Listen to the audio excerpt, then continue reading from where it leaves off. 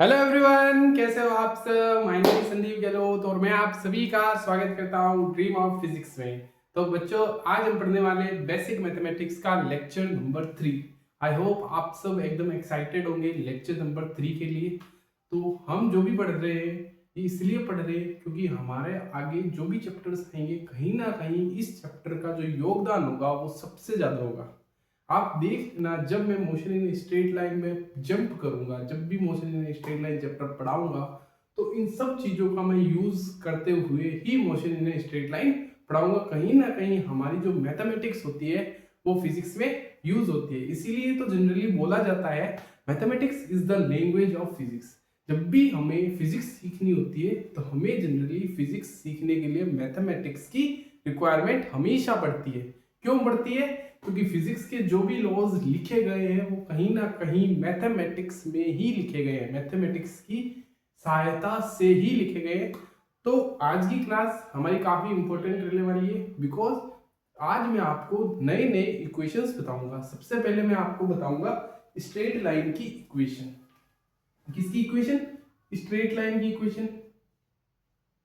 Straight line की equation. दूसरी hyperbola या फिर पैराबोला मान लो। तीसरी इक्वेशन में आपको लिखनी सिखाऊंगा हाइपरबोला, मतलब रेक्टेंगुलर हाइपरबोला। हमारी फिजिक्स में रेक्टेंगुलर हाइपरबोला होता है। आप जनरली जब भी आप अगर मैथमेटिक्स बैकग्राउंड से है तो आपको जनरली पूरा का पूरा हाइपरबोला सिखाया जाएगा। हाइपरबोला नाम का एक अपना एक चैप्टर होगा, लेकिन हम इसमें सिर्फ एक सब पार्ट पढ़ेंगे, rectangular hyperbola. Rectangular hyperbola. Okay, बात क्लियर। चौथी चीज हम पढ़ेंगे कौन सी? स्ट्रेट लाइन हो गई, पैराबोला हो गया, रेक्टेंगुलर हाइपरबोला हो गया, इलिप्स। और पांचवा पढ़ेंगे सर्कल। ये पांच चीजें पढ़ेंगे। लगभग हमारी 2 क्लास लगेगी इन पांचों चीजों को पढ़ने में। आज हम कंप्लीट करेंगे स्ट्रेट लाइन, पैराबोला। ये 2 चीजें हम आज कंप्लीट करेंगे। हो सकता है थोड़ा बहुत पार्ट मैं आपको रेक्टेंगुलर हाइपरबोला के बारे में भी बता दूं। तो सबसे पहले आज की बात हमारी स्ट्रेट लाइन पर होगी। तो सबसे पहले स्ट्रेट लाइन पर ही अगर मैं बात कर रहा हूं तो स्ट्रेट लाइन की जनरली स्ट्रेट लाइन को लिखा कैसे जाता है? स्ट्रेट लाइन की जो इक्वेशन होती है, इक्वेशन वो क्या होती है? वो होती है y बराबर mx प्लस सी। ये एक स्ट्रेट लाइन की इक्वेशन है, y बराबर mx प्लस सी। यहां पे मेरा क्या है? m किसको रिप्रेजेंट कर रहा है? स्लोप को। m किसको रिप्रेजेंट कर रहा है? स्लोप को।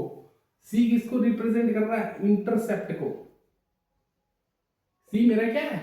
एक इंटरसेप्ट है। ये y कोऑर्डिनेट, ये हमारा y एक्सिस, ये हमारा x एक्सिस। कुछ इस तरीके की लाइन होगी। ये मेरा y कोऑर्डिनेट इधर, x कोऑर्डिनेट मेरा कुछ इधर। तो कहीं ना कहीं ये जो m है वो मेरा क्या है? स्लोप। स्लोप मैंने आपको 2 तरीके के बताए, पॉजिटिव स्लोप कब होता है और नेगेटिव स्लोप कब होता है। मैंने जनरली सबसे पहले मैं जो ग्राफ बना रहा हूँ स्ट्रेट लाइन का वो पॉजिटिव स्लोप का बना रहा हूँ और दूसरा ग्राफ मैं बनाऊंगा नेगेटिव स्लोप का। पहला ग्राफ पॉजिटिव, दूसरा ग्राफ नेगेटिव स्लोप। जब स्लोप की वैल्यू हमारी पॉजिटिव होती है तब ये वाला ग्राफ, और स्लोप की वैल्यू जब हमारा नेगेटिव होती है तब ये वाला ग्राफ। अब इंटरसेप्ट क्या होता है? इंटरसेप्ट आपने क्लास 10th में पढ़ रखा होगा। इंटरसेप्ट कहीं ना कहीं y एक्सिस वाला पॉइंट होता है। y एक्सिस एक लाइन y कोऑर्डिनेट को किस पॉइंट पर कट कर रही है, y एक्सिस के किस पॉइंट पर कट करती है, उस पॉइंट को हम जनरली क्या बोलते हैं? इंटरसेप्ट। अगर इंटरसेप्ट को मैं अच्छे से एक्सप्लेन करूं, आपको जनरली इस तरीके की इक्वेशन दे रखी होगी, y बराबर 2x प्लस 3। ये एक इक्वेशन है स्ट्रेट लाइन की। एक स्ट्रेट लाइन की इक्वेशन की पहचान क्या होती है? हम किस इक्वेशन को स्ट्रेट लाइन इक्वेशन बोलेंगे? तो हम उस इक्वेशन को स्ट्रेट लाइन बोलेंगे जिसकी y की पावर भी 1 और x की हाईएस्ट पावर 1 होगी। x और y दोनों की हाईएस्ट पावर 1 होनी चाहिए। y की भी पावर 1, x की भी पावर 1, और ये दोनों आपस में कभी भी मल्टीप्लाई नहीं होने चाहिए। एक स्ट्रेट लाइन की डेफिनेशन क्या है? इसकी भी पावर 1, इसकी भी पावर 1, और दोनों कभी भी आपस में मल्टीप्लाई नहीं होने चाहिए। और ना ही y की पावर 2 कभी होनी चाहिए, ना ही x की पावर 2 होनी चाहिए। हमेशा y की पावर 1, x की पावर 1 होगी, तभी ये एक स्ट्रेट लाइन की इक्वेशन कहलाएगी, जिससे यहाँ पर भी y की पावर 1 x की पावर 1, इसलिए ये क्या है, स्ट्रेट लाइन की इक्वेशन है। बात क्लियर है। अब देखो 3 यहाँ पे मेरा क्या है, 3 यहाँ पे मेरा इंटरसेप्ट, इसकी अगर मैं लाइन की इक्वेशन बनाऊंगा तो ये कुछ इस तरीके की बनेगी। अगर स्लोप मेरा पॉजिटिव है, स्लोप मेरा जब पॉजिटिव है तो इंटरसेप्ट कहीं ना कहीं यही होता है 0,3। 3 पॉइंट मेरा क्या है, इंटरसेप्ट, जहां से लाइन कट करती हुई निकलेगी उस पॉइंट को हम बोलते हैं इंटरसेप्ट। जहां से लाइन कट करती हुई निकलेगी उस पॉइंट को हम बोलेंगे इंटरसेप्ट, यानी कहीं ना कहीं वाई कोऑर्डिनेट ही बोल सकते हो आप इसको। क्यों वाई कोऑर्डिनेट बोल सकता हूं, क्योंकि हमेशा अगर इस लाइन पर अगर वाई, मान लो इस पॉइंट पर अगर ये लाइन कट कर दी है तो इसका x कोऑर्डिनेट 0 होगा, y कोऑर्डिनेट इसका 3 है। अगर मैं इसका x 0 रखता हूं और y कोऑर्डिनेट मेरा अपना ऑटोमेटिक 3 आ जाएगा, कहीं ना कहीं c की वैल्यू क्या हो गई 3। इसीलिए बोला जाता है जनरली जो x इंटरसेप्ट होता है, जो y कोऑर्डिनेट का जो इंटरसेप्ट होता है वही हमारा कहीं ना कहीं क्या होता है, c होता है। दिस पॉइंट इज c हमारा जनरली ऐसे, जैसे ये है, ये 0,4, तो इस केस में c क्या है, ये। और अगर जनरल एग्जांपल दे तो इस तरीके से 0,c, तो y कोऑर्डिनेट होगा वो हमारा क्या होगा, c होगा, c इंटरसेप्ट। बात क्लियर है। अब देखो, अब मैं इस इक्वेशन पे आता हूं, y बराबर mx प्लस c वाली इक्वेशन में। तो ये इक्वेशन हमें क्या बता रही है, जब मेरा स्लोप पॉजिटिव है। मैंने आपको एक चीज बताई थी कल की क्लास में, स्लोप हमारा tan थीटा को बताता है। जब tan थीटा पॉजिटिव होगा तब स्लोप पॉजिटिव होगा, और जब भी स्लोप पॉजिटिव होता है तो पॉजिटिव स्लोप की जो लाइन होती है वो हमेशा कुछ इस तरीके की होती है, मतलब जिसका एंगल 90 डिग्री से छोटा होता है उसी स्लोप की तो लाइन इस तरीके की होती है। और ये वाली जो लाइन होती है इस तरीके की वाली, इस तरीके की वाली लाइन में जनरली कहीं ना कहीं जो एंगल होता है वो 90 डिग्री से ज्यादा होता है, तभी ये जो लाइन होती है हमारी 90 डिग्री से ज्यादा, यानी ये 180 डिग्री वाली हो जाती है। तो इस केस में स्लोप नेगेटिव, इस केस में स्लोप हमारा पॉजिटिव होता है। तो पॉजिटिव नेगेटिव स्लोप समझ गए, यस सर समझ गए। पॉजिटिव कब होगा, जब हमारा स्लोप, देखो मैंने आपको दो तरीके से निकालना सिखाया था, एक coordinate y2 minus y1 upon में x2 माइनस x1, और दूसरा y बराबर m बराबर होता है tan थीटा। जब tan थीटा पॉजिटिव यानी थीटा की वैल्यू 90 डिग्री से छोटी होगी तब लाइन कुछ इस तरीके से बनेगी, और जब 90 डिग्री से बड़ी होगी तो लाइन कुछ इस तरीके से बनेगी। तो ये चीज कहानी क्लियर है। तो स्लोप पॉजिटिव, यहाँ पे अगर मैं पॉजिटिव स्लोप वाली बनाऊं तो ये जो कोऑर्डिनेट है वो मेरा 0,c है। पॉजिटिव स्लोप वाली लाइन कौन सी होगी, मैंने आपको बताया था इस तरीके की वाली, जो देखो एक तो इस पॉइंट से कट करती हुई जाएगी, और स्लोप, और पॉजिटिव स्लोप है तो लाइन मेरी कुछ इस तरीके की होगी। यहाँ पे आप एंगल दे सकते हो, थीटा की वैल्यू लेस देन 90 डिग्री है ना, 90 डिग्री लेस देन, यस। अब देखो इस केस में क्या होगा, स्लोप मेरा नेगेटिव है। नेगेटिव स्लोप होने का मतलब इंटरसेप्ट तो अभी भी मेरा 0,c है, लेकिन स्लोप नेगेटिव कहीं ना कहीं लाइन 90 डिग्री से ज्यादा एंगल वाली है। 90 डिग्री से ज्यादा एंगल वाली में tan नेगेटिव होता है। tan 120 डिग्री आपने लाइन ड्रॉ की होगी पिछली क्लास में, तो कहीं ना कहीं वो लाइन कुछ इस तरीके की थी जिसका एंगल 120 डिग्री था, और कहीं ना कहीं स्लोप की वैल्यू क्या हो गई, नेगेटिव। तो मेरी जो लाइन होगी वो इस बार कुछ इस तरीके की होगी, और इंटरसेप्ट मेरा मान लेता हूं ये था 0,c। बात क्लियर। कब पॉजिटिव स्लोप होगा तो लाइन ऐसे बनेगी, नेगेटिव स्लोप होगा तो लाइन ऐसे बनेगी। ग्राफ समझ में आ रही है बात। देखो बहुत ही सिंपल है। कैसे सिंपल है, आपको सिर्फ लाइन बनानी आनी चाहिए। अगर आपको स्लोप का कंसेप्ट पता है, स्लोप m बराबर होता है tan थीटा। tan थीटा जब पॉजिटिव होता है तब स्लोप पॉजिटिव होता है, और tan थीटा पॉजिटिव कब होगा, जब उसका एंगल 0 और 90 डिग्री के बीच में होगा, तब tan थीटा पॉजिटिव होगा। तो उस केस में हमारा जो स्लोप होगा, लाइन कहीं ना कहीं ऐसे बनेगी जिसका एंगल 90 डिग्री से कम। आप कोई भी लाइन बना लेना, जिसका एंगल 90 डिग्री से कम होगा वो कहीं ना कहीं पॉजिटिव स्लोप होगा, और जिस लाइन का एंगल 90 डिग्री से ज्यादा होगा वो लाइन हमेशा नेगेटिव स्लोप की होगी। ये बात क्लियर है, क्लियर। जैसे इस लाइन का स्लोप 90 डिग्री से ज्यादा था, ये नेगेटिव स्लोप। इस लाइन का स्लोप 90 डिग्री से कम था, तो ये पॉजिटिव स्लोप। बात क्लियर है। अब देखो फॉर एग्जाम्पल, कुछ एग्जाम्पल देता हूं मैं आपको इस चीज को समझने के लिए। जैसे मैंने y बराबर 2x प्लस 3 है, ठीक है। अब एक चीज और, y के आगे जो कोफिशिएंट होना चाहिए वो हमेशा 1 होना चाहिए। y के आगे आना कोफिशिएंट 1 होना चाहिए, y और x की पावर 1 होनी चाहिए, तभी वो एक स्ट्रेट लाइन की इक्वेशन कहलाएगी। इस फॉर्म में कन्वर्ट करो, y बराबर 2x प्लस 3, y की पावर 1, x की पावर 1, m की वैल्यू क्या है 2, इंटरसेप्ट 3, ग्राफ बनाओ, ये y कोऑर्डिनेट, ये x coordinate, y coordinate intercept 3, positive intercept है तो कहीं ना कहीं 3 यहाँ आएगा 0,3, और स्लोप 2, 2 देखते ही पता चल गया स्लोप की वैल्यू क्या है पॉजिटिव। जब भी स्लोप मेरा पॉजिटिव होगा तो यानी 90 डिग्री से कम वाली लाइन बनेगी, और 90 डिग्री से कम वाली लाइन कौन सी होती है, इस तरह की वाली होती है। कहीं ना कहीं स्लोप पॉजिटिव आया, स्लोप पॉजिटिव आया यानी tan थीटा पॉजिटिव आया होगा। यहाँ पे तो वैल्यू दे रखी है स्लोप की वैल्यू 2, यानी m बराबर tan थीटा होता है, आपको पता है m की वैल्यू 2 दे रखी है, यानी 2 बराबर tan थीटा। तो कहीं ना कहीं थीटा की वैल्यू क्या आ रही है पॉजिटिव आ रही है, यानी ये जो थीटा आएगा यहाँ से वो tan इनवर्स 2 आएगा, और tan इनवर्स 2 पॉजिटिव वैल्यू ही रिप्लेस करेगा। आप इतना कुछ मत सोचना कंफ्यूज होने के लिए, कंफ्यूज हो जाओगे इतना कुछ सोचोगे तो। आप सिंपल सोचना, स्लोप +2 दे रखा है, 2 क्या है पॉजिटिव लगा रखा है, +2 दे रखा है, +2 देने का मतलब स्लोप पॉजिटिव, पॉजिटिव स्लोप होगा तो लाइन हमेशा 90 डिग्री से कम वाली बनेगी। अगर लाइन 90 डिग्री से कम वाली बनेगी तो लाइन मेरी हमेशा ये वाली बनेगी, ये एंगल हमेशा 90 डिग्री से कम होगा। लाइन कभी भी मेरी ऐसे नहीं बनेगी, ऐसे बनेगी तो ये लाइन हमेशा पॉजिटिव एक्सिस से एंटी क्लॉकवाइज डायरेक्शन में जाऊंगा तो मेरा एंगल 120 डिग्री से ज्यादा एंगल वाला एंगल बन जाएगा। इसीलिए ये चीज क्लियर है। एक और एग्जांपल ले लो, y बराबर √3x माइनस का 8, ठीक है। अब देखो इसका ग्राफ अगर मैं बनाऊं तो इसमें मुझे पता है m की वैल्यू 8 है, m की वैल्यू √3 है और -8 है मेरा c, यानी इस बार जो इंटरसेप्ट दे रखा है वो नेगेटिव, यानी y के लोग नेगेटिव डायरेक्शन में इंटरसेप्ट दे रखा है, यानी कहीं ना कहीं इंटरसेप्ट यहां दे रखा है, ये है 0,-8। बात क्लियर है, क्लियर होनी चाहिए। m की वैल्यू दे रखी है √3, अभी भी स्लोप मेरा क्या है पॉजिटिव।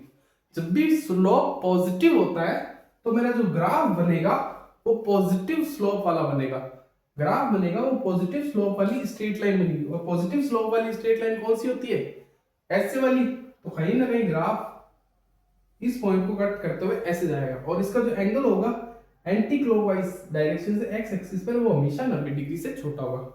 ये एग्जांपल भी आप उतार सकते हो।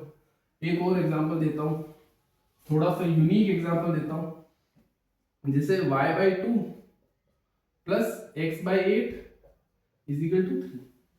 ये एक मेरे पास एग्जांपल है जनरल, इसको सॉल्व करो। अब सर ये एक स्ट्रेट लाइन की इक्वेशन लग तो नहीं रही, लग तो नहीं रही, लग रही है ना, क्यों नहीं लग रही, y की पावर भी 1 है, x की पावर भी 1 है, बस कोफिशिएंट ऑफ y 1 नहीं है।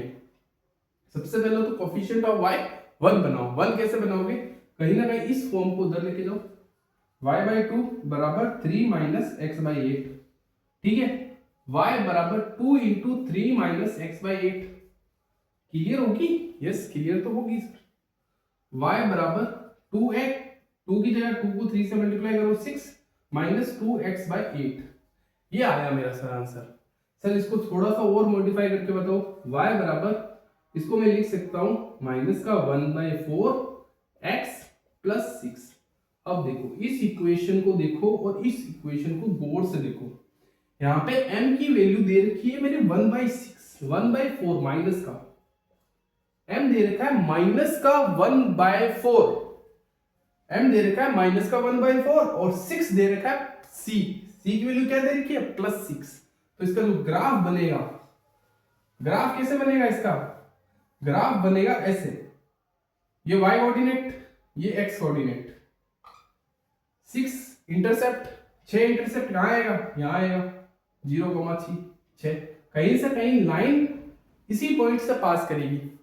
अब देखना स्लोप, पॉजिटिव स्लोप वाली लाइन होगी या नेगेटिव स्लोप वाली लाइन होगी, तो यहाँ तो नेगेटिव दिख रही है, तो सर ये नेगेटिव स्लोप वाली लाइन है, और नेगेटिव स्लोप वाली लाइन ये होती है, तो कहीं ना कहीं जो एंगल होगा वो 90 डिग्री से ज्यादा होगा। आप बना के देख सकते हो, ये एंगल 90 डिग्री से मेरा अबव एंगल है, तो मेरा जो आंसर आएगा वो कहीं ना कहीं नेगेटिव स्लोप वाला आ जाएगा।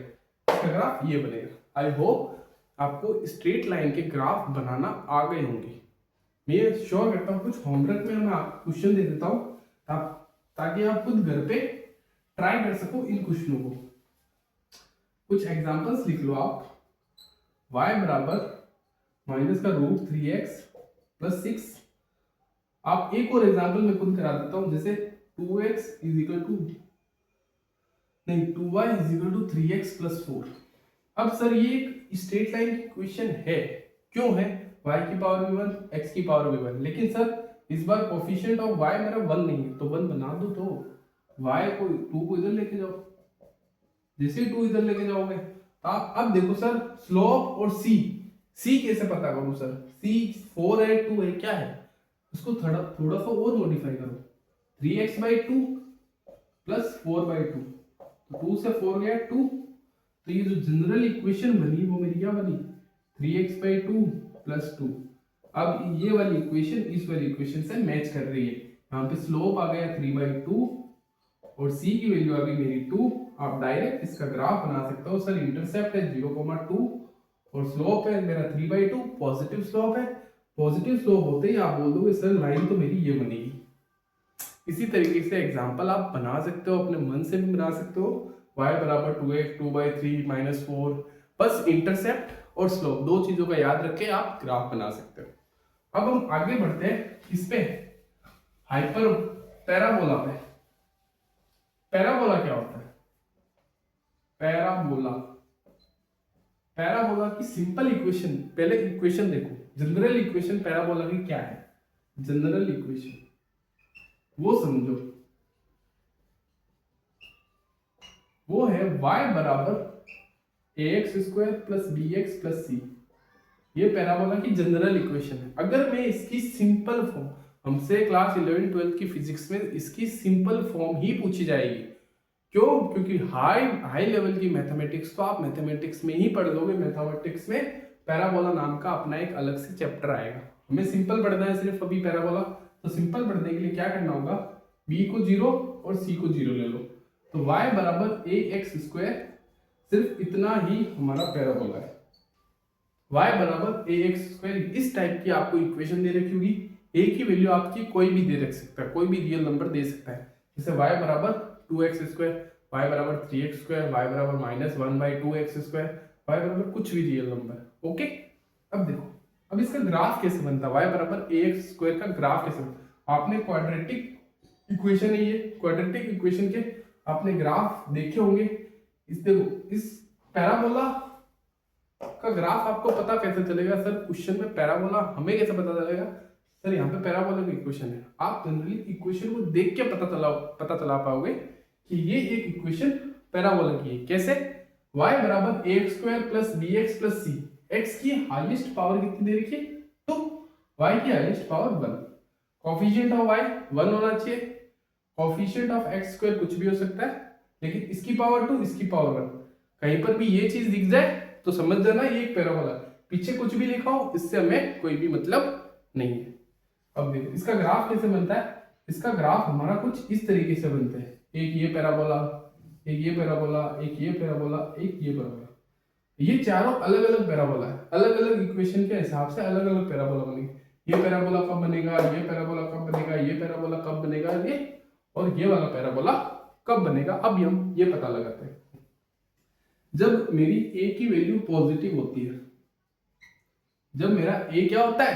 पॉजिटिव होता है। उस केस में देखो y बराबर मेरा a क्या है? पॉजिटिव। मान लेता हूं a की वैल्यू 1, एज्यूम की मैंने a की वैल्यू 1, तो y बराबर x स्क्वायर, ये मेरी इक्वेशन बन गई जहां पे मैंने a की वैल्यू 1 एज्यूम कर ली।